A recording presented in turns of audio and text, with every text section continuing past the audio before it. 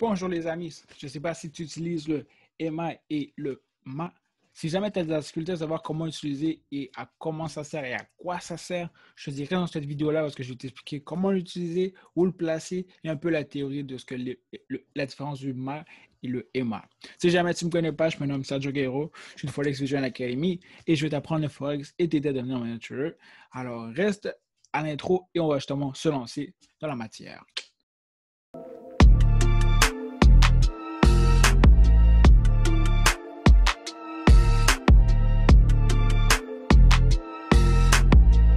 OK, guys. So, le MA et le EMA.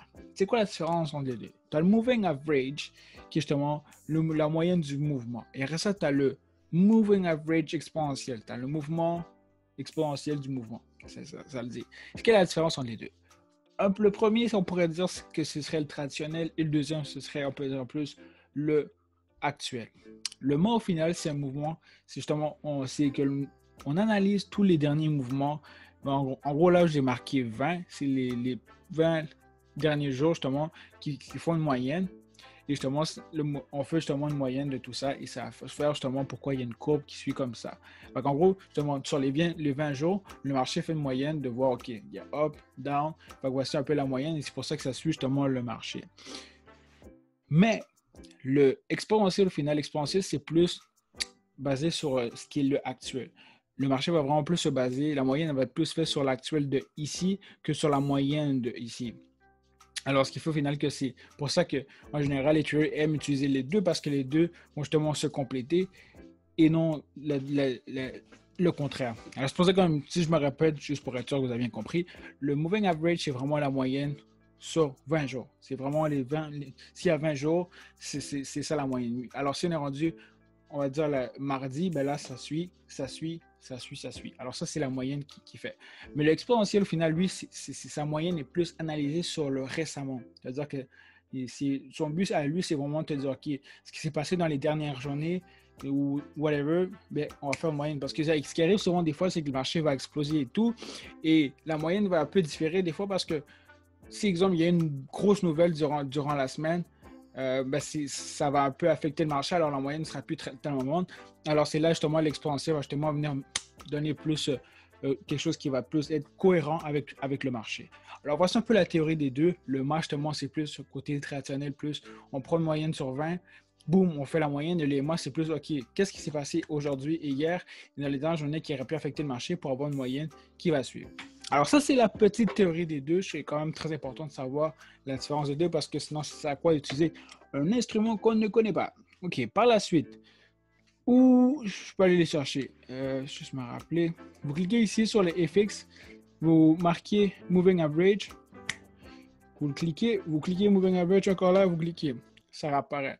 Moi, personnellement, j'utilise 20. Personnellement, ça dit la longueur. Je trouve, au début, il vous donne 9. Je trouvais que 9, c'était trop serré. Je trouve que c'est mieux, mais ça ne va pas changer grand-chose pour elle. Mais moi, je vous dis simplement, si vous voulez garder à 9 qui était par défaut, ça ne dérange pas. Mais moi, j'aime mieux 20 parce que je trouve que c'est plus élargi, c'est un peu plus beau. C'est simplement pour moi. Et je trouve que ça suit mieux ma stratégie. Le MA va être celui que j'ai mis en rouge. C'est celui-là ici. Alors, le MA, c'est celui que j'ai mis en rouge. Et le EMA, c'est celui que j'ai mis en bleu. Et après ça, comment on peut l'utiliser?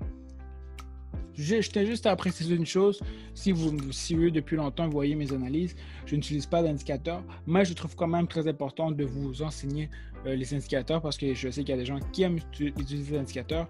Alors, je prends vraiment la peine justement de vous l'enseigner parce que je trouve que c'est quand même important que vous ayez la bonne base pour justement vous aider à faire des bonnes transactions. Alors, si on se lance. Comment utiliser les MA et les MA? C'est vraiment très simple. Si on va aller justement dans cette situation-là ici. OK, ça, ce serait parfait. On voit ici que le MA et le MA se croisent un peu. Dans ce genre de croisement, c'est là justement qu'on veut justement prendre l'opportunité parce qu'on voit justement que le marché ici, je ne sais pas, le marché ici était justement en train de descendre.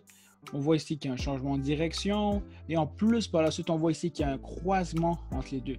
Et lorsqu'il y a un croisement entre les deux, c'est justement là qu'on va faire en bas. Et c'est très important de savoir que lorsque les lignes sont en dessous, c'est justement une indication que le marché va aller en buy. et lorsque les lignes sont à l'extérieur, c'est justement une indication que le marché va aller en sell. Alors, comme on peut voir ici dans cette indication-là, on peut voir ici que c'est pas pour rien que les lignes sont en dessous des candles et non à l'extérieur. Lorsqu'elles sont en dessous, ça indique justement que le marché va se diriger pour un buy. Et en plus, on voit ici un croisement du bleu sur le rouge. Alors, lorsqu'il y a un croisement du bleu sur le rouge, ça demande justement que le marché est finalement avec les moyennes du tout et du passif, voir que le marché va justement aller faire un buy. Et c'est ce qui est arrivé. Le marché s'est dirigé vers le haut, blablabla. Mais encore là, qu'est-ce qui s'est produit? Il y a eu encore un petit changement de direction. Et maintenant, cette fois-ci, il y a eu un changement de direction pour un sell. On voit au final que le marché ici, il y a eu encore un nouveau croissement. Mais là, comme on peut voir, les lignes ne sont plus à l'intérieur, mais sont à l'extérieur. Alors, après le croisement du bleu avec le rouge, c'est aussi une indication justement que le marché va partir en sell. Et bien sûr, c'est ça qui s'est produit. Le marché a continué sa descente et tout. Ça se peut que des fois, il y a des croisements ici, mais faites attention. Comme je dis, si le croisement n'est pas fait en dessous, comme on peut voir ici, si le croisement n'est pas ici en dessous, ne mettez pas un buy ici parce que ça, vous risquez simplement de tomber dans ce qu'on peut voir ici en retracement et non un buy. Alors faites attention, si le marché n'est pas, comme je l'ai dit tantôt, en dessous, ne faites pas un buy. Et si le marché n'est pas à l'extérieur, n'en faites pas ça parce que vous risquez de vous fier sur l'indicateur que lui fait simplement voir que le mouvement ici, il fait la moyenne, mais il voit ici qu'il y a un genre de retracement, qui vous indique justement de faire un buy. Mais non, le marché est toujours en train de faire son sale. Exemple par ici, le marché, on peut voir que le marché recommence à se mettre en dessous des chandelles et on peut voir ici qu'au final, il y a un changement de direction. Pourquoi? Parce que ici, il y a un nouveau croisement entre le rouge et le bleu. Et au final, le marché continue à faire son uptrend. Et ainsi de suite. Alors, c'est juste de faire attention, comme je vous dis, de toujours mettre justement, si vous utilisez les indicateurs, de toujours mettre un buy lorsque justement les indicateurs sont en dessous des chandelles et qu'il y a un croisement.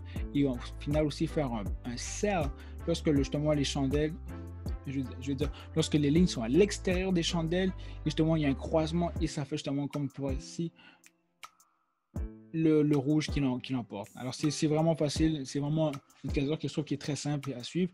Dès que le bleu est à l'extérieur, c'est simplement qui montre qu'il y a un bull qui suit. J'ai mis ça en bleu, mais vous pouvez le mettre ça je vais mettre ça en vert. Je sais que les gens aiment peut-être plus le vert que le bleu, parce que c'est au final, on veut suivre justement le mouvement. Alors, mettez ça en vert si vous voulez. On peut voir ici que justement, il y a un fort mouvement de bull, et par ici, il y a un fort mouvement de sell, de bear, et ainsi de suite. Vous voyez, c'est encore la même chose ici. Il y a un petit mouvement, un petit retracement. Finalement, le marché va montrer ici un croissant, et par la suite, il a continué à faire son buy. Et comme je vous disais tantôt ici, même s'il y a un croisement qui se fait, et vous voyez qu'il y a les bears, la ligne rouge qui l'emporte, c'est pas un sell parce que c'est simplement un retracement. Vous devez vraiment attendre de voir que le marché va être dans ce genre de situation là ici, qu'on voit justement que le rouge va surpasser justement le vert pour commencer, en plus qui va être à l'extérieur, non à l'intérieur, justement des chandelles pour pouvoir faire un sell.